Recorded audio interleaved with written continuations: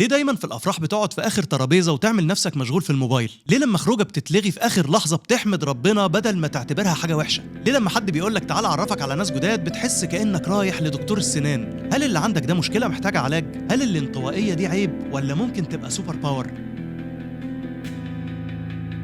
محدش فينا ما يعرفش أجاثا كريستي، أشهر كاتبة روايات جريمة في العالم. تخيل معايا الموقف ده، أنت الكاتب الأكثر مبيعاً، أعمالك اترجمت لكل لغات العالم، ومبيعاتك معدية ال 500 مليون نسخة في حياتك، رايح حفلة ضخمة معمولة مخصوص عشان تحتفل بنجاحك ونجاح مسرحيتك اللي حققت رقم قياسي في تاريخ عدد أيام العرض. توصلي عند باب الفندق وانت بتظبطي هدومك وتبتسمي، يقوم البواب يمد إيده ويوقفك ويقولك تذكرتك يا مدام. هي طبعا معهاش تذكرة. طبعا أي حد في مكانها كان هيعمل فضيحة ويقول أنت مش عارف أنت بتكلم مين، ده أنا صاحبة الفرح أصلا. لكن أجاثا كريستي كانت خجولة جدا لدرجة إنها أحرجت تقول له إنها أجاثا كريستي. لفت وراحت قعدت في اللوبي بتاع الفندق تتفرج على الضيوف وهم داخلين القاعة يحتفلوا بيها كأنها مطرودة من الحفلة اللي معمولة لتكريمها، لحد ما منتج مسرحياتها انتبه لغيابها وخرج يدور عليها ودخلت وعدى اليوم على خير. وأجاثا كريستي بنفسها هي اللي حكت القصة دي في مذكراتها. تاريخ الإنسانية مليان مفكرين وفنانين قفلوا الباب عليهم واشتغلوا جوه دماغهم، وكانوا في درجات متفاوتة من الانطوائية والخجل والبعد عن حب الظهور. عندك مثلا أسمهان وجمال حمدان ونجيب محفوظ وبهاء طاهر وأحمد خالد توفيق ومجدي يعقوب ونجيب محفوظ وغيرهم كتير. الناس دول ما نجحوش رغم انطوائيتهم، لكنهم نجحوا بسببها. لكن عشان أكون صريح معاك، الكلام ده مش هو القاعدة. أنا نفسي إنسان انطوائي، فمش جاي أضحك عليك، لأن ممكن نقول إن الناس دول نجحوا مش عشان الانطوائية بتنجح، لكن لأن مجالاتهم الفنية والفكرية هي اللي عليها أضواء كتير. إنما لو إنسان عادي شغال في شركة عادية، الانطوائية دي ممكن تضيع عليه فرص كتير جدا. مش هيبان قدام المدير وهو بيوزع الترقيات، ومش هيتكلم في الاجتماع عشان الناس تعرف إنه موجود أساسا. وأشهر مثال على كده شركة أبل. كلنا نعرف ستيف جوبز العبقري مؤسس الشركة، لكن قليلين جدا مننا اللي يعرفوا ستيف ووزنياك اللي أنا متأكد إنك أول مرة تشوفه أساسا. أهو الراجل ده هو العبقري الحقيقي اللي عمل كمبيوتر أبل بإيديه الاتنين وعرق جبينه، وهو اللي قال الجملة المشهورة ستيف جوبز عمره ما كتب كود برمجة واحد في حياته، يعني لا كهربائي ولا بيفهم في الكهرباء. ورغم كده ووزنياك ما خدش نفس النجومية والفلوس اللي خدها ستيف جوبز لمجرد إنه انطوائي ومش إدارجي ولا بيقف على المسرح يبيع الهوا. وده بياخدنا لسؤال مهم، هل الانطوائية دي يعني مرض ولا إيه بالظبط؟ الانطوائية ببساطة هي واحدة من سمات الشخصية، زيها زي إنك تكون منظم أو عصبي أو طيب أو بتحب التجديد. ومعناها ببساطة إن الشخص بطاريته النفسية بتفضى بالتعامل مع الناس وبتشحن لما يقعد لوحده، والشخص الانبساطي أو الاجتماعي بالعكس، بطاريته بتشحن مع الناس وبتفضى لو قعد لوحده. رغم إن الانطوائية دي مجرد صفة شخصية، إلا إن المشكلة الكبيرة اللي محدش بيتكلم عنها هي إن ليها علاقة بالاكتئاب. الانطوائي المود بتاعه العادي مش فريحي زي الشخص الاجتماعي، وده اللي بيخلي الاجتماعيين عندهم مناعة أكبر ضد الاكتئاب. لو خدت الانطوائية وزودت عليها صفة العصبية اللي هي إنك تبقى عصبي ومتوتر وحساس بزيادة، فهي دي الوصفة السحرية للاكتئاب حسب الدراسة دي. وفي دراسة ضخمة شملت أكتر من 117 ألف مشارك، لقت إن الانطوائية مع العصبية بتزود فرص الإصابة بالاكتئاب في المستقبل. يعني حتى لو ما عندكش ممكن يجيلك لو ما خدتش بالك، على عكس الشخصية الاجتماعية اللي عندها مناعة أكبر ضد الاكتئاب حسب الدراسة دي. يعني صحيح الانطوائية مش مرض نفسي، لكنها ممكن تأثر على صحتك النفسية. وفي ناس بتفسر الموضوع ده إن مخ الانطوائي حساسيته للدوبامين أقل، فمش بينبسط بسهولة، يعني زي الشخص الاجتماعي اللي ديته خروجه ولا يقعد مع الناس ويبقى مبسوط وروحه المعنوية في السماء. لكن في تفسير تاني بيقول إن الانطوائيين مضغوطين أكتر من غيرهم لأن الدنيا هي اللي جاية عليهم زيادة عن اللزوم. الرأي ده بيقول إن العصر الحديث متفصل على مقاس الشخص الاجتماعي. عشان تنجح لازم تكون راشق في أي مناسبة، بتجامل وتعمل علاقات عشان تمشي أمورك. حتى السوشيال ميديا اللي بيلجأ لها الشخص الانطوائي بتكافئ بس الشخص الاجتماعي اللي بيتكلم كتير وفاتح اللايف طول النهار. لكن لو انت انطوائي محترم كده بتتكلم بس لو عندك حاجة مفيدة تقولها، السوشيال ميديا هتعاقبك وهتخسف بالريتش بتاعك الأرض. حتى في الشغل عملوا لك المكاتب المفتوحة اللي بتعتبر كابوس لأي حد انطوائي عايز يقفل على نفسه ويشتغل جوه دماغه. فنقدر نقول يعني إن جزء كبير من اكتئاب الانطوائيين سببه هو الحياة الحديثة. وأكبر دليل على كده هو الدراسة دي اللي عملت ضجة كبيرة وقتها. فاكر أيام كورونا؟ في الدراسة دي استطلعوا آراء أكتر من 90 ألف واحد من 47 دولة حوالين العالم، ولقوا إن في بدايات أيام التباعد الاجتماعي وحظر التجوال، الشخص الانطوائي حس فجأة إن العالم بقى متفصل على مقاسه، قاعدة في البيت وشغل عن بعد ومفيش زيارات وتفاعلات اجتماعية. هو في أحلى من كده؟ ساعتها اتشال من عليه ضغط كبير جدا وحس براحة نفسية وانتعاش، وكل ما زاد الحظر كل ما قل عنده أعراض الاكتئاب. تخيل، ده مش كده وبس، الشخص الانطوائي ممكن يبقى أنجح من الشخص الاجتماعي لو مقياس التقييم هو فعلا الأداء والإنجاز مش الهمبكة والعلاقات. الباحث الشهير في علم الإدارة آدم جرانت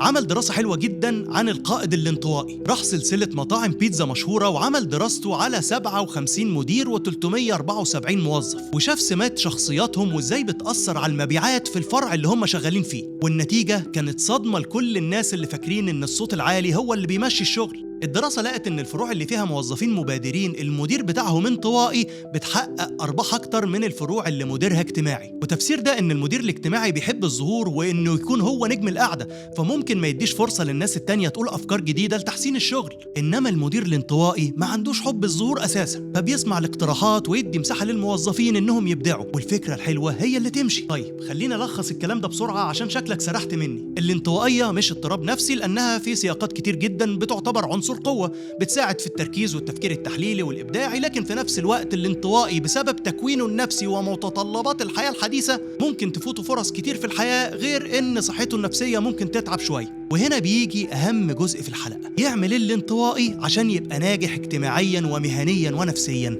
أول حاجة خد نفس عميق واعمل لايك وسبسكرايب وفعل الجرس لو عايز المحتوى ده يستمر، وتعالى أقول لك نعمل إيه. شوف يا صديقي الانطوائي، كلنا حافظين النصائح المعلبة اللي طنط عطيات بتقولها لك في العزومات: اخرج من قوقعتك يا حبيبي، خليك اجتماعي كده وصاحب ناس كتير. والكلام ده كأنك بتقول لواحد قصير طول نفسك يا أخي وبطل كسل. عشان كده انسى الكلام ده كله وخلينا نتكلم بشكل واقعي. أول حاجة هي ترشيد الاستهلاك. بما إنك انطوائي فلازم تعرف إن بطاريتك الاجتماعية دي ليها ساعة محدودة، فبلاش تستهلكها عمال على بطل وتفضل فاتح 24 ساعة زي كشك السجاير اللي تحت بيتكم. يعني لو انت مثلا في فرح وقررت تمشي، روح سلم يا أخي على العريس وامشي، مش لازم تسلم على المعازيم كلهم واحد واحد، لأن محدش هياخد باله منك في الزحمة دي كلها. فما تعملش اوفرلود على نفسك. وممكن كمان عشان ترشد الاستهلاك تعمل دويتو مع حد اجتماعي يمسك لك منصب وزير الخارجية، المسؤول عن المجاملات والتليفونات والعزومات ولمة الناس، زي صاحبك اللي بينادي على الويتر ويفاصل مع البياعين وانت تركز بس في جودة البضاعة اللي انتوا بتشتروها. ممكن كمان تختار نشاط كبير واحد بس تصرف فيه طاقتك الاجتماعية،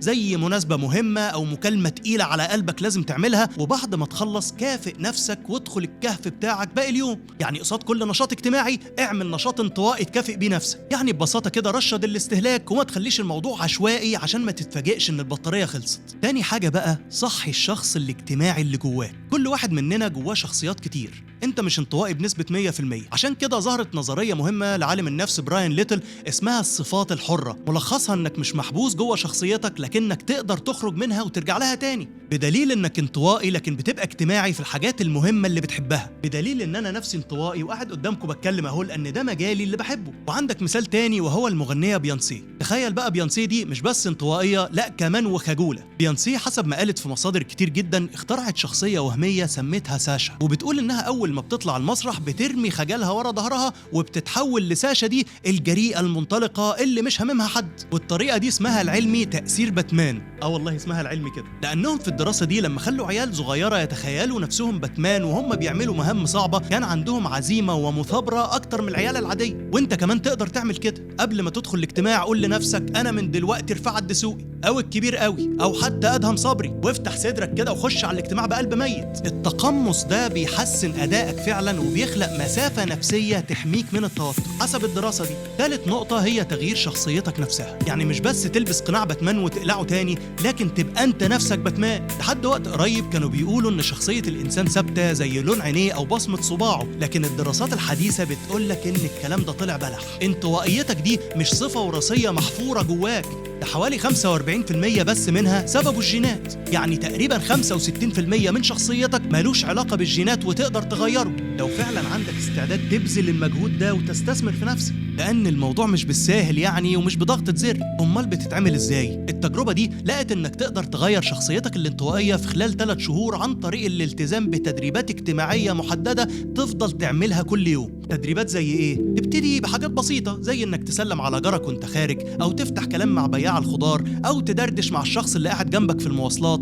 وتفضل تصعبها على نفسك تدريجيا لحد ما تلاقي نفسك رايح مناسبة اجتماعية ما تعرفش تخش فيها حد وترجع منها بصحاب جداد. يعني تعيش 3 شهور من حياتك كأنك عايش في فيديو جيم، كل ما تخلص ليفل وتلاقي نفسك لسه عايش وما متش تخش على الليفل اللي بعده، وبالتدريج هتلاقي نفسك عديت ليفل الوحش واتعودت وبنيت عضلات اجتماعية بقت جزء من طبيعتك النفسية، لكن بشرط انك تستمتع باللي انت بتعمله وتكون مصدق في الهدف ده. حسب ما قالت الدراسة. خلاصة الكلام، الانطوائية مش عيب وفي نفس الوقت مش سوبر باور، هي مجرد نظام تشغيل مختلف بيحب الهدوء والعزلة، لكن الحياة الحديثة بتضغط عليه وتخليه محتاج يبذل مجهود مضاعف عشان يحافظ على صحته النفسية وسط عالم مش معمول عشانه. الانطوائي يقدر يبقى مدير عظيم لو لعبها صح، والمهم انك تدير بطاريتك الاجتماعية بذكاء، ولما الدنيا تضطرك تواجه الجمهور افتكر بيانسي والبس قناع باتمان وهتلاقي الدنيا بتعدي على خير. ولو عايز تغير شخصيتك نفسها مش محتاج غير انك تلتزم بالمشروع ده لمدة 3 شهور، لكنك محتاج بس 3 ثواني تعمل شير وسبسكرايب وتفعل الجرس لو عايز المحتوى ده يستمر. واشوفكم على خير.